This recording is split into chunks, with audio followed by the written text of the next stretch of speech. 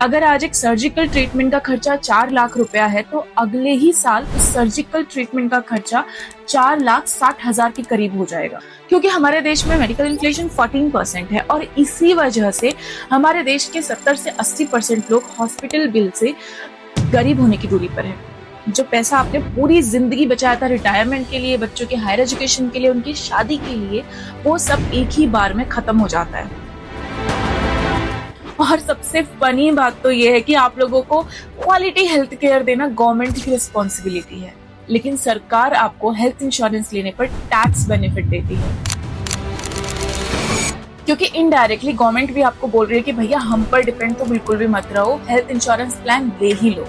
अब इससे भी ज्यादा फनी बात यह है कि अगर आप एक हेल्थ इंश्योरेंस प्लान ले भी लेते हो ना, उसके बावजूद भी आपकी लाइफ सिक्योर नहीं है, तब भी कोई गारंटी नहीं है कि आप बिल्कुल टेंशन फ्री रह सकते हो। आप खुद देख लो इंश्योरेंस पॉलिसी के पेपर्स कितने लंबे लंबे होते हैं और ऊपर से इनमें कितना कुछ लिखा होता है कि सारी चीजें पढ़ना एक बार में पॉसिबल नहीं है, और ना ही कोई इन डॉक्यूमेंट्स को पढ़ना चाहता है और ना ही कोई इतना डीपली इनको पढ़ता है। और इसी का फायदा उठाकर कंपनी आपको पॉलिसी बेचते वक्त टर्म्स एंड कंडीशंस हाइड कर देती है, और जब आपका हॉस्पिटलाइजेशन का टाइम आएगा आप क्लेम करेंगे और तब आपका क्लेम रिजेक्ट हो जाएगा, क्योंकि वो सो एंड सो ट्रीटमेंट आपकी पॉलिसी में कवर्ड नहीं था। अब आपको लगेगा कि आपके साथ धोखा हुआ है, एब्सोल्युटली, पर अब आप इसे प्रूफ कैसे करोगे? कई बार तो आपको क्लेम मिलना चाहिए और वो आपकी पॉलिसी में कवर्ड भी होता है, पर फिर भी कुछ कंपनीज और उनके सो कॉल्ड एम्प्लॉयज इतने ज्यादा क्रूअल होते हैं ना कि वो सीधा सीधा धमकी देते हैं कि भाई जो उखाड़ना है उखाड़ लो, पैसा तो नहीं देंगे हम। ऐसा ही इशू किसी एक बंदे के साथ हुआ था रिसेंटली। अब उसको क्लेम तो मिल गया, ये अच्छी बात है, लेकिन उसको क्लेम कब मिला? जब सोशल मीडिया पे वो कंपनी एक्सपोज हुई, तब जाके। और एक बहुत इंपॉर्टेंट बात है जो आपको इंश्योरेंस कंपनी को बोलनी ही पड़ेगी, वो ये कि हम आपके कस्टमर हैं, इसलिए नहीं कि हम चाह रहे हैं कि हम आपके कस्टमर बने, इसलिए क्योंकि हम मजबूर हैं। और फिर चाहे आपका मन हो या ना हो, हेल्थ इंश्योरेंस प्लान लेना बहुत ज्यादा जरूरी है, लेकिन सिर्फ पॉलिसी लेकर बैठ जाना और ये सोचना कि सब कुछ ठीक है, ये बहुत गलत है। इसीलिए आपको अवेयरनेस की बहुत ज्यादा जरूरत है, because let's be honest, fitness का प्लान तो सब बनाते हैं, लेकिन हेल्थ इंश्योरेंस, लेकिन टेंशन मत लो, आज हम बनाएंगे। और अब मैं वीडियो में आपको आगे बताने जा रही हूँ कि आपको हेल्थ इंश्योरेंस प्लान, एक सही हेल्थ इंश्योरेंस प्लान कैसे अपने लिए चूज करना है। आप जितना ज्यादा जानोगे कि आपकी पॉलिसी में क्या क्या चीजें कवर्ड हैं, उतना ही ज्यादा आप किसी इंश्योरेंस कंपनी से अपना हक मांग सकते हो। और मैं आपको वो सारे पॉइंट समझाऊंगी जो कंपनी नहीं चाहती कि आप लोग जानो।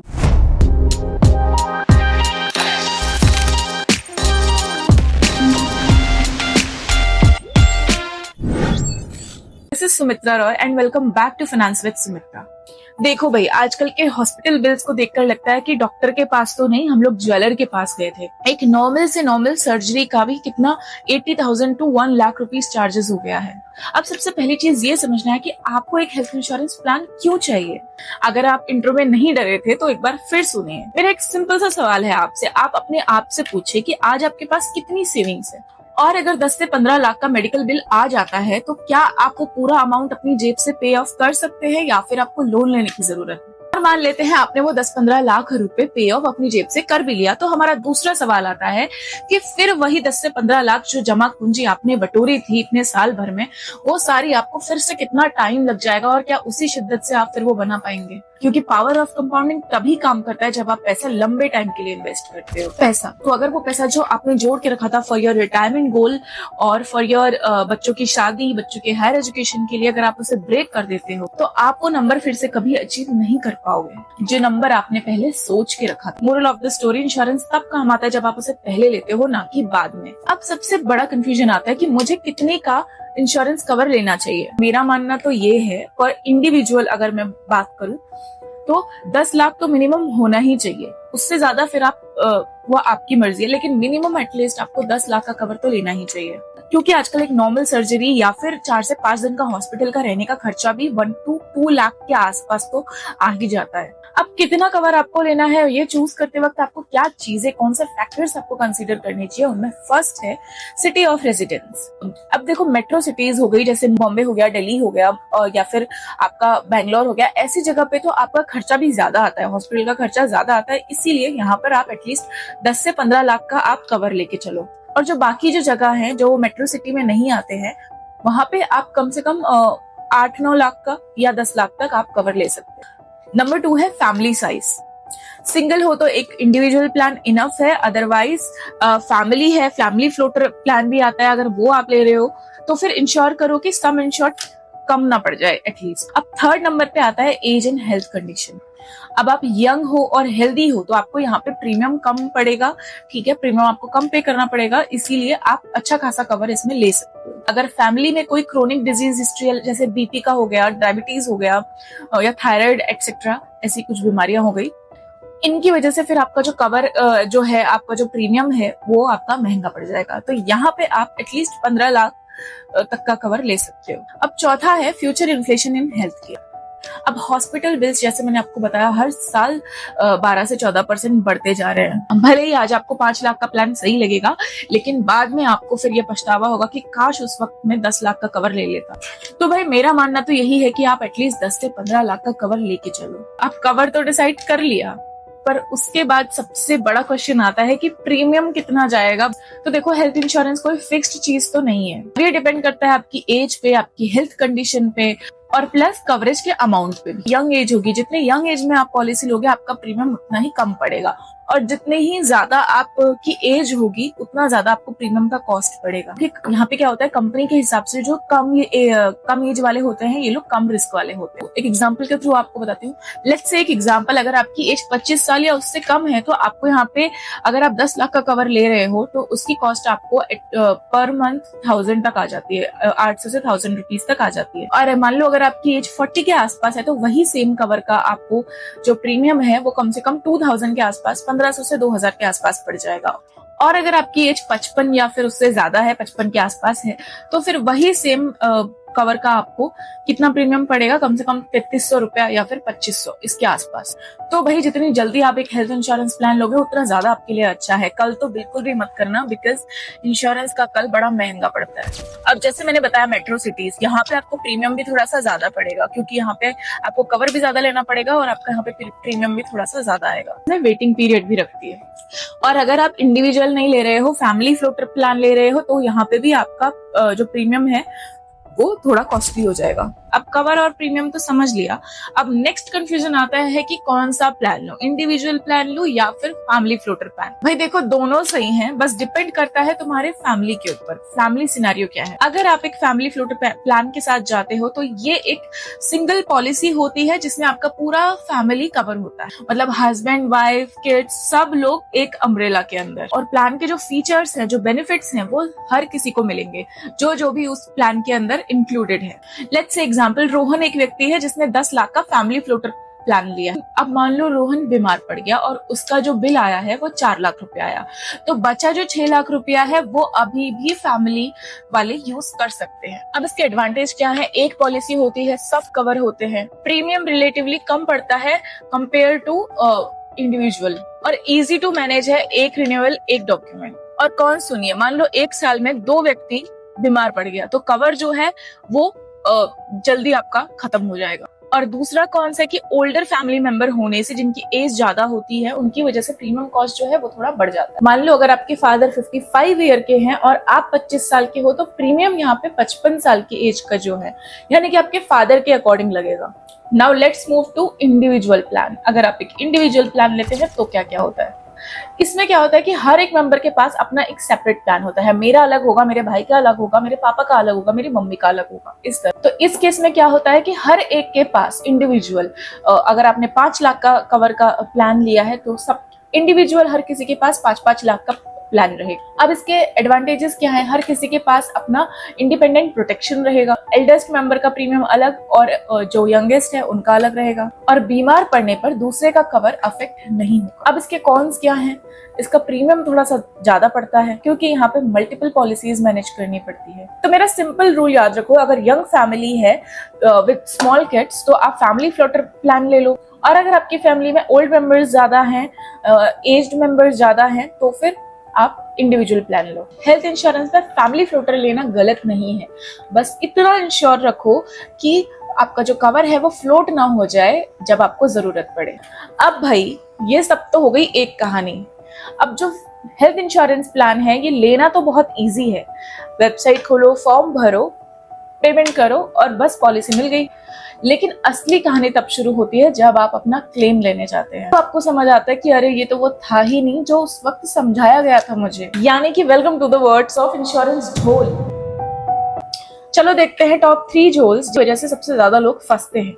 आपको लगता है आपका 10 लाख का कवर है तो फिर आप चिल हो। वेट, अगर आपकी पॉलिसी में room rent limit 3000 rupees per day लिखा है और आप 5000 रुपीज पर डे वाले में शिफ्ट होते हो तो पूरा बिल प्रोपोर्शनेटली कट हो जाता है। लेट्स से एग्जांपल, आपका बिल आता है 1 लाख रुपया और आपका जो रूम रेंट अलाउड था वो था 3000 पर डे, लेकिन आपने कौन सा लिया? 5000 पर डे वाला। तो इंश्योरेंस कंपनी पता है क्या बोलेगी कि सर हमने तो 3000 का दिया था लेकिन तुमने 5000 वाला लिया, तो हम सिर्फ 60% बिल ही पे करेंगे। अब क्या फायदा उस 10 लाख की कवर का जब आपको मिलने 6 लाख ही है। तो अब दूसरा, को पेमेंट का मतलब क्या होता है? मतलब बिल का कुछ हिस्सा आप भी भरो।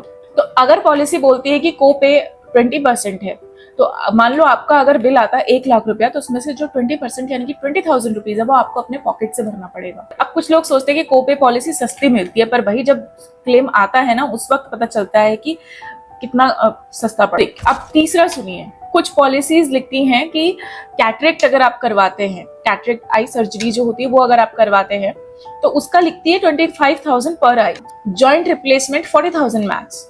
अब अगर मान लो आपका जो एक्चुअल बिल आया है वो 1 लाख रुपीज आया है, तो यहाँ पर आपको क्या करना पड़ जाएगा? 60,000 तो फिर आपको ही भरना पड़ जाएगा। अब इतने सारे डॉक्यूमेंट्स के बीच में आपने देखा नहीं, आपने अच्छे से पॉलिसी पढ़ी नहीं, प्लान पढ़ा नहीं, तो आपको ये चीज मिस कर जाओगे और फिर इंश्योरेंस कंपनी वाले बोलेंगे कि सर हमने तो वहां पे लिमिटेशन लगाई हुई थी, हमने तो लिमिट लिखा हुआ था कि कितना है, आपने टर्म्स एंड कंडीशंस पढ़े नहीं क्या?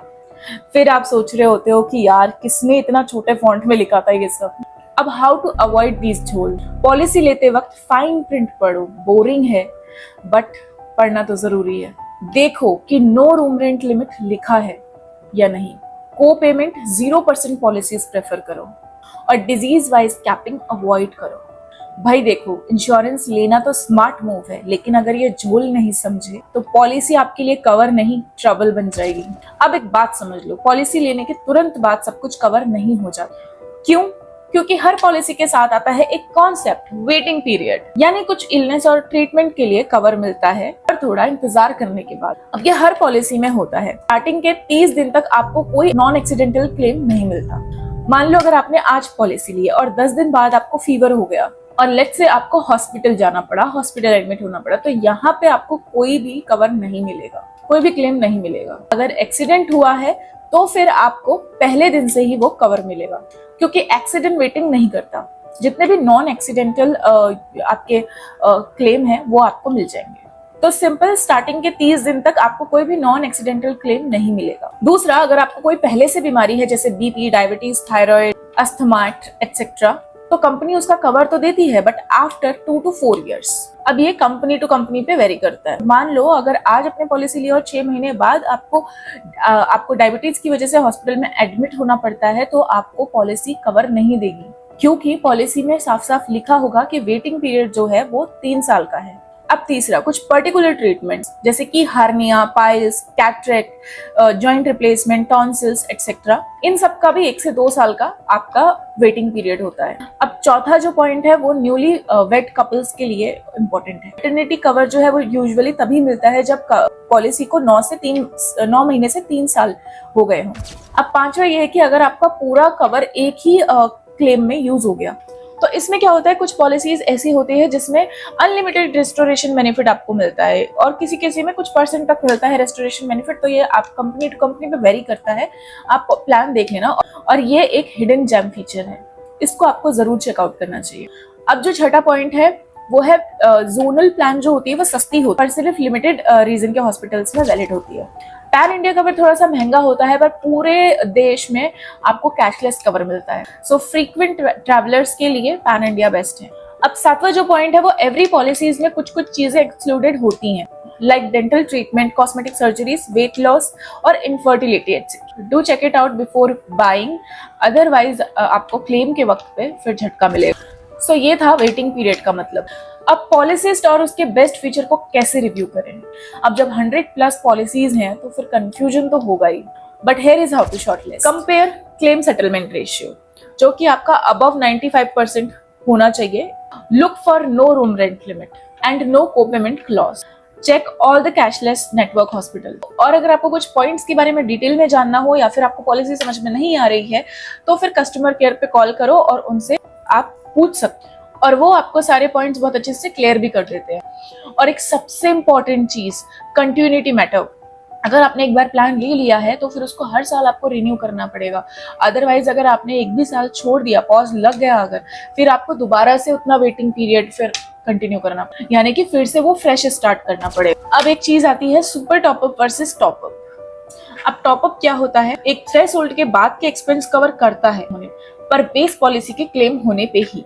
और सुपर टॉपअप क्यूमुलेटिव एक्सपेंसेस देखकर एक्टिवेट होता है और ये ज्यादा फ्लेक्सिबल है। अब देखते हैं जो आपको कॉर्पोरेट प्लान मिलता है, मतलब जहां पे आप काम करते हैं वो कंपनी आपको प्लान प्रोवाइड करती है, काफी कंपनीज करती हैं प्रोवाइड, वो आपके लिए बेस्ट है या फिर आपको एक अपने लिए इंडिविजुअल प्लान लेना ही चाहिए। अब देखो, मैं तो ये कहूंगी कि आपको कॉर्पोरेट प्लान भले ही मिल तो गया है, लेकिन जैसे ही आप जॉब भी छोड़ोगे तो वो इंश्योरेंस भी आपके उससे हट जाएगा।